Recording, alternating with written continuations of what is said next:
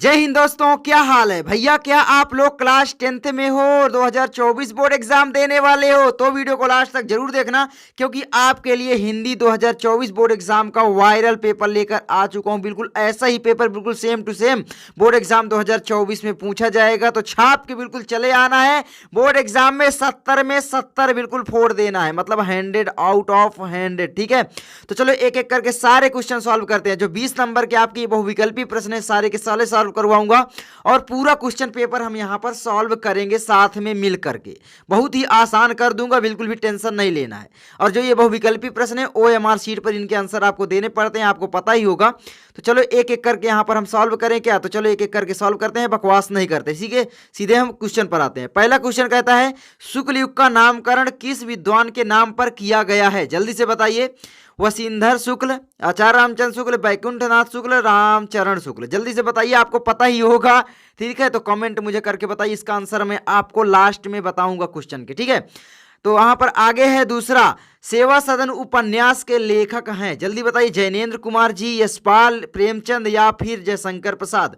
तो सेवा सदन के जो लेखक हैं वो आप बताइए जल्दी से, कौन हो जाएंगे। मुंशी प्रेमचंद जी। गोदान, गबन, सेवा सदन, निर्मला, है ना, ये सारे इनके क्या हैं, उपन्यास विधा की रचना है, याद रखना। आगे बढ़ते हैं, आगे आपका आता है तीसरा, शुक्ल युग के नाटककार निम्नलिखित में से कौन नहीं है। शुक्ल युग के नाटककार कौन नहीं है पूछ रहा है। तो यहाँ पर भैया ए है जयशंकर प्रसाद, डॉक्टर राम कुमार वर्मा, हरिकृष्ण प्रेमी, भारतेंदु हरिश्चंद्र। तो आपके बिल्कुल यूनिक नाम लग रहा होगा, भारतेंदु हरिश्चंद्र, जो कि भारतेंदु युग के प्रवर्तक माने जाते हैं, आपको पता होगा। तो यहाँ पर विकल्प नंबर डी आपका सही हो जाता है। यही जो है शुक्ल युग के ना तो लेखक हैं और ना ही नाटककार हैं। ठीक है, आगे बढ़ते हैं। चौथे नंबर का क्वेश्चन आपका है, प्रसिद्ध आत्मकथा यानी क्या भूलूं क्या याद करूं के लेखक हैं। कौन है भैया क्या भूलूं क्या याद करूं के लेखक। हरिवंश राय बच्चन, डॉक्टर राजेंद्र प्रसाद, पांडे बेचन शर्मा, उग्र रामविलास शर्मा। तो यहाँ पर जो राय वाले हैं बहुत इंपॉर्टेंट है, चाहे बाबू गुलाब राय हो, है ना, मेरी असफलताएं वाला, और चाहे क्या भूलूं क्या याद करूं, हरिवंश राय बच्चन जी। ठीक है, यानी विकल्प नंबर ए आपका सही हो जाता है। उसके बाद आपका आगे आता है पांचवें नंबर का क्वेश्चन, निम्नलिखित में से कौन प्रसिद्ध यात्रा साहित्यकार हैं, जल्दी बताइए। जयशंकर प्रसाद नहीं है, प्रेमचंद जी उपन्यासकार हैं, बिल्कुल नहीं है, राहुल सक्रात्यायन, हाँ बिल्कुल विकल्प सही है। आगे बढ़े क्या, आगे आपका छठवां है, रीतिकाल के वीर रस के प्रसिद्ध कवि हैं देव, घनानंद, भूषण बिहारी। इनमें से कौन है, जल्दी से बताइए यहाँ पर भैया। तो यहाँ पर आप लोग याद रख लेना कौन है भैया, भूषण जी जो है रीतिकाल के वीर रस के प्रसिद्ध कवि है। ठीक है, वीर रस का यहाँ पर पूछा है। आगे बढ़ते हैं, सातवां, रामचंद्रिका के रचनाकार हैं, जल्दी बताइए। बिहारी, केशवदास, भूषण, मतीराम। रामचंद्रिका के जो रचनाकार हैं वो कौन है। तो यहाँ पर आप लोग याद रख लेना कौन है भैया। तो यहाँ पर आपका हो जाएंगे केशवदास जी, जो है रामचंद्रिका के रचनाकार हैं। आई होप आप लोग समझ रहे होंगे, केशवदास की बहुत ही इंपॉर्टेंट रचनाएं हैं। ठीक है, आगे बढ़ते हैं, आगे आपका आठवां है, प्री प्रवास किसकी रचना है, जल्दी बताइए। जयशंकर प्रसाद, श्रीधर पाठक, सिया राम शरण गुप्त, अयोध्या सिंह उपाध्याय, हरिऔध। बिल्कुल सिंपल यही है। ठीक है, आगे बढ़े क्या, विकल्प नंबर डी सही है। आगे है आपका नौवां, राम की शक्ति पूजा के रचनाकार है, मतलब ये रचना है, इसके जो रचनाकार हैं कौन है। सूर्यकांत त्रिपाठी निराला, महादेवी वर्मा, रामधारी सिंह दिनकर, सुमित्रा नंदन पंत। इनकी तो मैंने सुना नहीं, तो ये दोनों में से कौन हो जाएंगे, जल्दी से कमेंट करके मुझे बताइए। तो चलो मैं आपको बता दूं क्या, सूर्यकांत त्रिपाठी निराला। ठीक है, तो विकल्प number A is the right answer. आगे बढ़ते हैं, दसवां, निम्नलिखित में से कौन प्रगतिवादी युग का कवि नहीं है, जल्दी बताइए। नागार्जुन, त्रिलोचन, केदारनाथ, भारतेंदु, हरिश्चंद्र।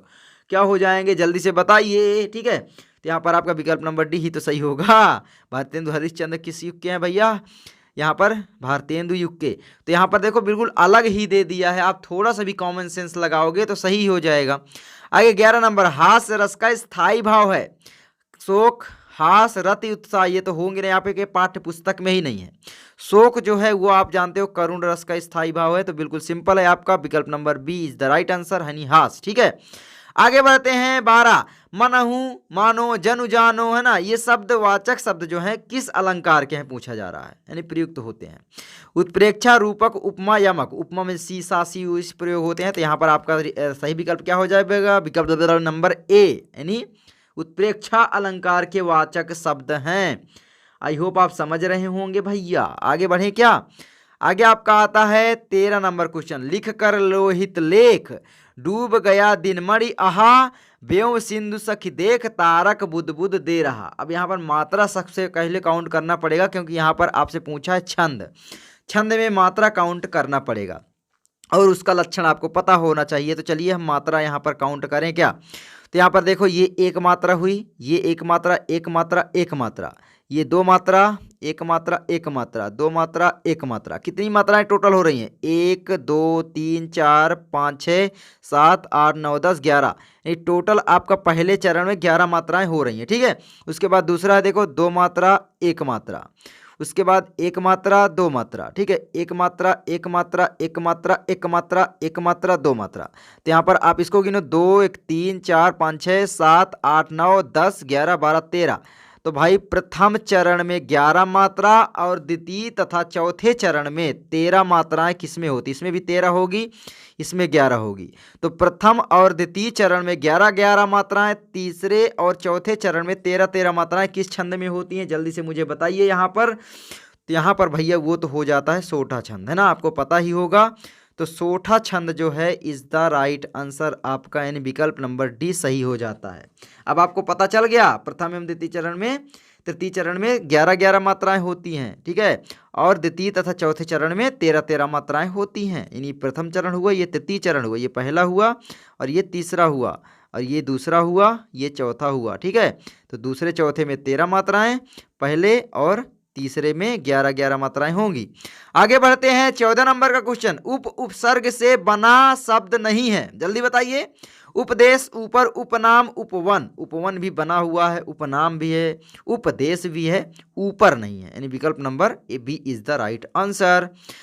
अरे यार ऐसे बोलूं क्या? विकल्प number B is the correct answer. आगे बढ़ते हैं, 15 नंबर, दैनिक शब्द में किस प्रत्यय का प्रयोग हुआ है? जल्दी बताइए मेरे दोस्त। इक, दिन, निक, इनमें से सभी किसका प्रयोग हुआ? दैनिक में। तो जल्दी से बताइए क्या हो जाएगा। तो यहाँ पर किसका प्रत्यय हुआ? दैनिक, इक, इक, इक, यानी विकल्प number A is the right answer. 16 है आपका, त्रिवेणी में कौन सा समास है भैया? त्रिवेणी, त्रि मतलब यहाँ पर संख्या आ रही है ना, तो संख्या जहां पर आती है वहां पर क्या होता है भैया? द्वंद्व समास होता है, सॉरी द्विगु होता है, ठीक है। द्वंद्व तो यहाँ पर जैसे माता पिता दाल रोटी इस तरीके में होता है, तो द्विगु समास होगा, विकल्प number C is the right answer. आगे आपका 17, निम्नलिखित में से गंगा का पर्यायवाची नहीं है। भागीरथी है, कालिंदी नहीं है, सुरसरिता है, देव नदी है। तो गंगा का पर्यायवाची विकल्प नंबर बी नहीं है, यानी कालिंदी सही विकल्प है। कालिंदी किसका है भैया? जमुना का है। जमुना, यमुना जो बोलते हो आप, इसी को बोला जाता है यमुना। और क्या बोला जाता है मुझे कमेंट करके जल्दी जल्दी बताना, ठीक है। सूर्य सुता कृष्णा, सूर्य सुता भी बोला जाता है, सूर्य सुता कृष्णा भी बोला जाता है। आगे बढ़े, अब चलो आगे बढ़ते हैं। 18 नंबर क्वेश्चन कहता है, इत्यादि का सही संधि विच्छेद है, जल्दी बताइए। इति, धन, आदि, इत्यादि, इत्यादि, इनमें से सभी, जल्दी बताइए। इत्यादि, इति, धन, आदि, विकल्प number A is the correct answer. आगे आपका फल शब्द का तृतीय विभक्ति बहुवचन रूप होगा, जल्दी से बताइए क्या हो जाएगा। तो यहाँ पर आपका हो जाएगा फलय, यानी विकल्प नंबर डी, ठीक है। आगे आपका 20वां, हसतु धातु रूप का वचन एवं पुरुष होगा, जल्दी से बताइए क्या होगा। तो यहाँ पर मुझे कमेंट करके बता देना, मैं बता दूं क्या? चलो, एक वचन प्रथम पुरुष, ठीक है, तो ये आपका हो जाएगा, हसतु का ही है भाई, ठीक है। आगे तो यहाँ पर खंडबा, ये आपको लिखित लिखने पड़ेंगे, मतलब आपको अपने कॉपी में इनका आंसर लिखना पड़ेगा, ठीक है। ये टोटल 50 नंबर के आते हैं, आपको पता होगा। तो यहाँ पर सबसे पहले आपका संदर्भ लिखना पड़ेगा, उसकी रेखांकित अंश की व्याख्या और एक प्रश्न, 6 नंबर आपको मिलेंगे, ठीक है। तो यहाँ पर सबसे पहले तो पाठ का नाम आपको पता होना चाहिए और लेखक का नाम आपका 2 नंबर फिक्स, संदर्भ, ठीक है। तो यहाँ पर देखो, विश्वास पात्र मित्र, मित्र आ गया, मतलब भाई ये किस चैप्टर से है जल्दी से बताओ मुझे।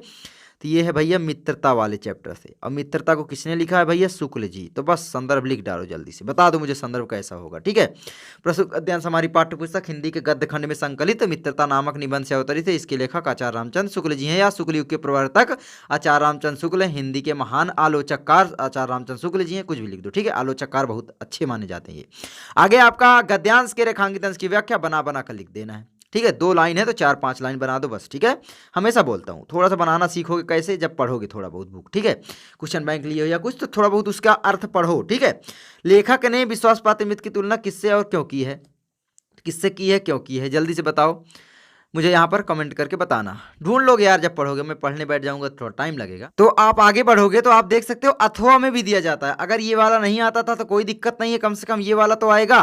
तो इसको ध्यान से पढ़ो सबसे पहले, ठीक है। तो पाठ को पहचानने का ट्रिक है, यहाँ पर देखो संस्कृति आ गई तथा सामूहिक चेतना, ये हमारे देश का प्राण है, देश वगैरह आ रहा है। मतलब ये जो चैप्टर है वो है भारतीय संस्कृति से। किससे भैया, भारतीय संस्कृति चैप्टर से है।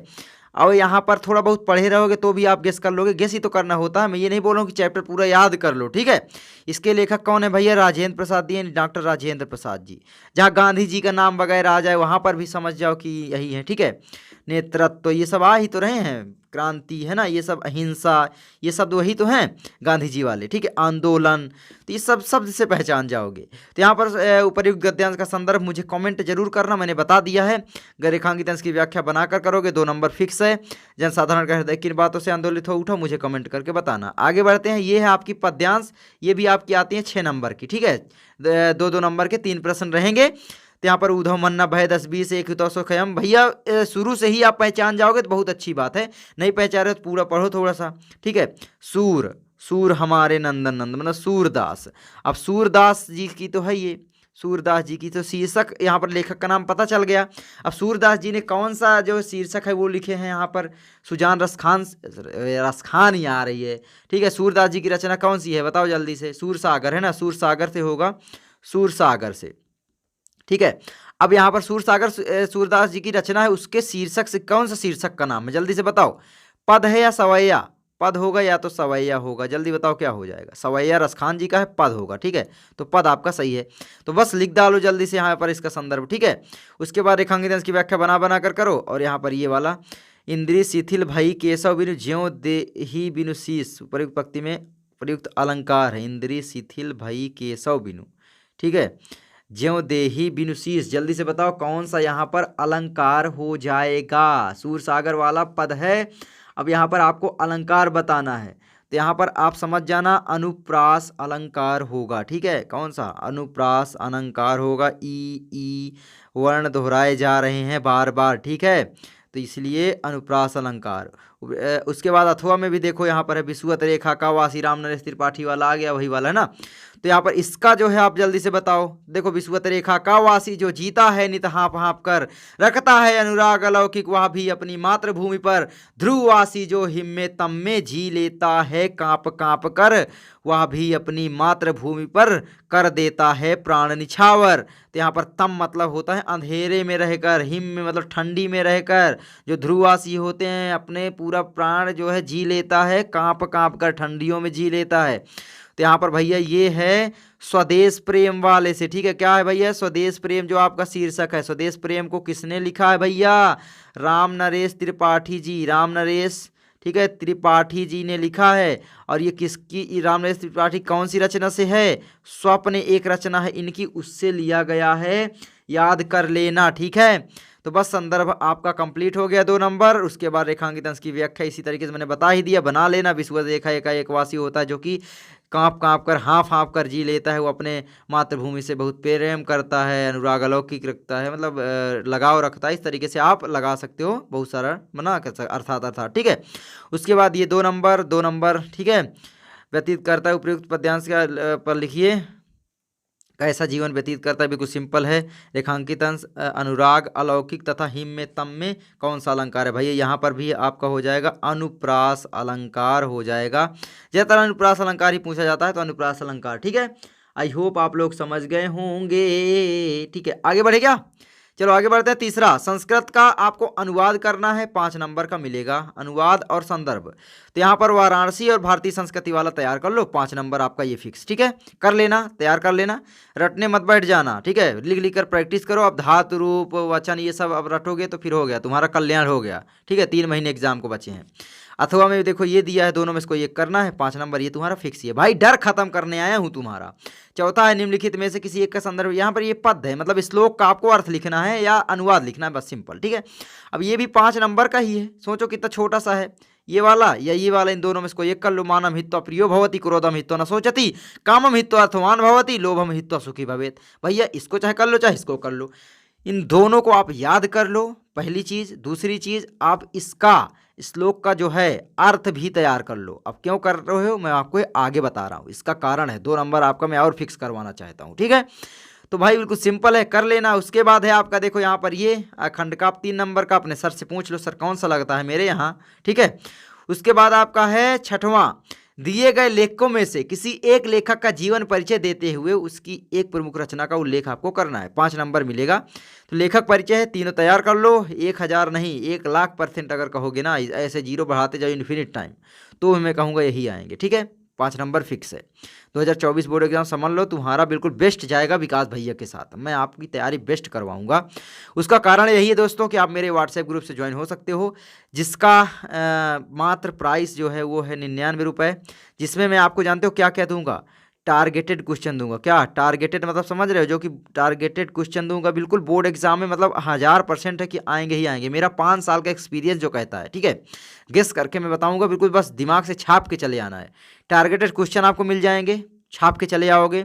आपको पढ़ाई मटेरियल में जो दूंगा वो प्रीवियस ईयर क्वेश्चन पेपर के पूरा का पूरा PDF, और ये एक सेट का नहीं, जैसे 2023 में यूपी बोर्ड जो है कम से कम 7 सेट हर सब्जेक्ट का बनाता, तो 7 सेट मैं प्रोवाइड करूंगा PDF, ठीक है, सारे सब्जेक्ट के। उसके बाद और क्या होगा भैया, उसके बाद आपको SST का हो गया, साइंस का हो गया, इनका ठीक है नोट्स मिल जाएगा आपको। हिंदी का हो गया, मेरा हैंड रिटन नोट्स आप लेना चाहते हो तो आप मात्र 99 में मेरा ले सकते हो। बस ज्वाइन हो जाओ, मज़ा आ जाएगा, कतई कह रहा हूँ, ठीक है। थोड़ा मेहनत लगती है तो वो मेहनत मैं चार्ज कर रहा हूँ एक्चुअली में, नहीं तो मेरा कोई उद्देश्य नहीं रहता। बाकी यूट्यूब चैनल से जुड़े रहो, मत लो, मेरी कोई दिक्कत नहीं है। तो 88 87 83 88 70, ठीक है, ये मेरा मोबाइल नंबर है। इस पर आपको केवल क्या करना है, 99 रुपये पेमेंट कर देना है, पेटीएम, फ़ोन पे, गूगल पे से, ठीक है, 99 रुपये। उसके बाद आपको केवल स्क्रीनशॉट मेरे व्हाट्सएप पर भेजना है, इसी में से व्हाट्सएप बना है, स्क्रीनशॉट भेजोगे, मैं आपको अपने ग्रुप में ज्वाइन करवा दूंगा, जिसमें आपको एक ही बार में सारे स्टडी मटेरियल मिल जाएंगे, ठीक है। तो आई होप आप समझ गए होंगे। 7वां आपका अपनी पाठ्य पुस्तक में से कंठस्थ किए हुए श्लोक, यही मैं नंबर दिलाना चाह रहा था, 2 नंबर, तो इसीलिए बोल रहा था श्लोक याद कर लो। हो सकता है जो याद किए रहो वही आ जाए, दोनों के दोनों, तो 2 याद करोगे तो 3 याद कर लेना, उसका अर्थ भी तैयार कर लेना। हो सकता है जो याद किए हो भैया उसी का अनुवाद करने के लिए आ जाए, ठीक है, इस तरीके से। उसके बाद आगे है 8वां, निम्नलिखित में से किन्हीं 2 प्रश्नों के उत्तर संस्कृत में देना है, 4 नंबर का। तो यहाँ पर अब की बार 2 नंबर का आएगा, बस इतना बदलाव एक हुआ है। एक्चुअली में ये जो पेपर है ना 2023 का है, और आप जानते हो यार 2024 का पेपर कौन दे देगा भाई, ऐसे थोड़ी ना होता है, वरना जेल जाना है क्या। हाँ विकास भैया जेल भेजना चाहते हो, तो भाई किसी के पास भी 2024 का पेपर नहीं मिल सकता। ऐसे गुमराह जो कर रहे हैं प्लीज़ उनसे सावधान रहें, सतर्क रहें, ठीक है। मैंने देखा है बहुत सारे लोग बोलते रह जाते हैं बस कि यही आएगा और पूरा वीडियो ख़त्म कर देते हैं, सच्चाई भी नहीं बताते। उसके बाद यहाँ पर 4 क्वेश्चन जो है दोस्तों आपको करने हैं, सॉरी 2 क्वेश्चन 4 में से करने हैं, 2 करोगे तो 2 नंबर आपको मिलेगा, ठीक है। आगे है आपका 9वां, देखो निबंध आपका आता है, पहले 9 का आता था, अब की बार 7 नंबर का आएगा। तो यहाँ पर आप देश प्रेम का तैयार कर लेना, देश प्रेम, और यहाँ पर ये सारे तैयार कर लेना। गारंटी है कि यही आएंगे, क्या है, गारंटी है कि यही आएंगे। और एक चीज़ भैया, ये जो 4 नंबर कटे कहाँ गए, तो मैं आपको बता दूं 10वीं चीज़ एक शामिल करना, पत्र लेखन। क्या है, पत्र लेखन, ठीक है, पत्र लेखन जो शामिल हुआ है ये 4 नंबर का, ये नया चीज़ है, बिल्कुल अभी अभी शामिल हुआ है 2024 बोर्ड एग्जाम में ही, तो इसको कर लेना, तैयार कर लेना। बाकी मैं तैयारी करवा दूंगा, बिल्कुल भी टेंशन नहीं लेना। विकास भैया तुम्हारे पास खड़ा रहेगा, तुम्हारे साथ खड़ा रहेगा, तुम्हारे कदम से कदम मिलाकर चलेगा। 12 बजे तक तुम पढ़ोगे तो 1 बजे तक मैं पढ़ाऊंगा, ठीक है। अब आप बोलोगे भैया ये कैसे बोल रहे हो, तो भाई देखो, भाई दिखा दो यार, ये देखो टाइम जो हो रहा है ना 11:05 हो रहे हैं, अब मैं कैसे दिखाऊं तुमको, ठीक है। स्क्रीन रिकॉर्डिंग ऐसे, हाँ ऐसे कर सकता हूँ, देखो यहाँ पर, ये देखो दिख गया क्या, हाँ टाइम ऊपर ना 11:05 हो रहा है भैया। चलो आई होप आपको वीडियो अच्छी लगी होगी, व्हाट्सएप ग्रुप से ज्वाइन हो जाना, कतई मज़ो आ जाएगा भाई, है ना, मज़ा लेना है, मतलब पूरा स्टडी मटेरियल। तो बस मैं मिलता हूँ आपसे अगली वीडियो में भाई। बहुत ही मतलब मैं सोच रहा हूँ ना सबको ये अफोर्ड कर सके, बहुत ही कम प्राइस रखी, ऐसी प्राइस में तुम्हें कोई नहीं देगा। मैं मिलता हूँ आपसे अगली वीडियो में दोस्तों, तब तक के लिए जय हिंद, जय भारत।